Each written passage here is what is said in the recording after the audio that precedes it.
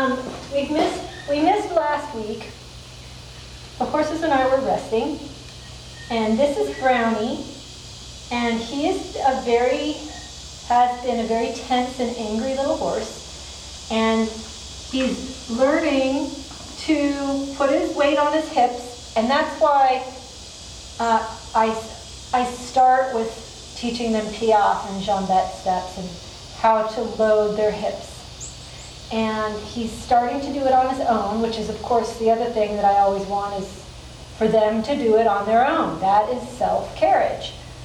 And so what I'm looking for now is how he loads through his hindquarters. Hindquarters are not hocks. Hindquarters are the top 3 joints. From here to the point 1, 2, to the cycle 3. Is that right? 1 joint, 2 joint, 3 joints, sorry. Hip, point of hip, stifle. And you'll start to see a stifle work. When they start to use their hindquarters correctly, their tummy muscles will start to engage. And what he does with his neck right now, I don't really care. He is pretty much kind of flipping me off with his neck. And, but if you look at his past, I mean like giving me the finger, I don't mean flipping me off his back. If you look at his past videos, you will see the sort of anger snappy he was doing, but now he's starting to settle down into the hip, into the hindquarters. And to do it on his own. It'll change his whole body. So I'll just show you where he is. I'm not going to use a whip because he hates them. And what I've been doing with, he needs to become accepting of a whip though.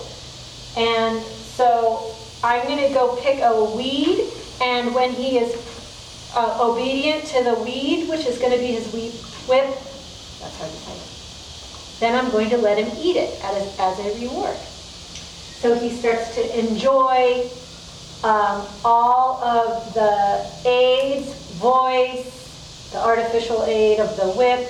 None of them are his enemy. They all become something that he enjoys and understands and wants to obey. Okay, so I'm going to be right back. What I know what I anticipate him doing is his evasion is he's going to flop his rib cage off to the left instead of sitting. So he's going to go blah, blah, instead of sitting. And I would rather have him do a minuscule little step with a weight-bearing hip than do some fancy marionette jerk. You're not a jerk. You're a good pony. Okay, so I'll be right back with his little weed whip, and I'm anticipating him failing at first with the flopping off to the left, and then I'm going to just correct it by putting something to block him, which might make him very mad. But so that's my plan. Okay. Be right back.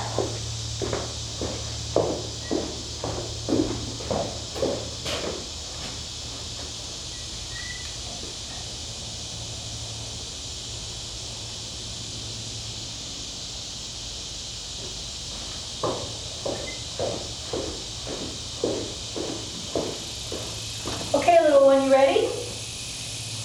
You ready, sweetie? Off we go. Good. Very good boy. Come on. Very good boy. Now, he barely flopped off to the left, but yeah, you have learned a lot. You're very good. You know, that sighing that you just did, that is so important. And the thing I would say about praise is make sure that it's just good boy. Yes. Wow. It's okay. Good, Brownie. Very good pony.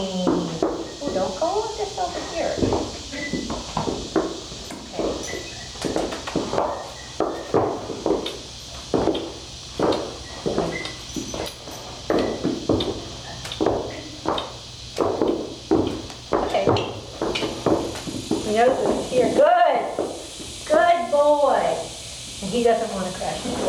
I'm a little closer to him. Let's go. Okay. There, it's like a piece of lettuce. Be a good horse.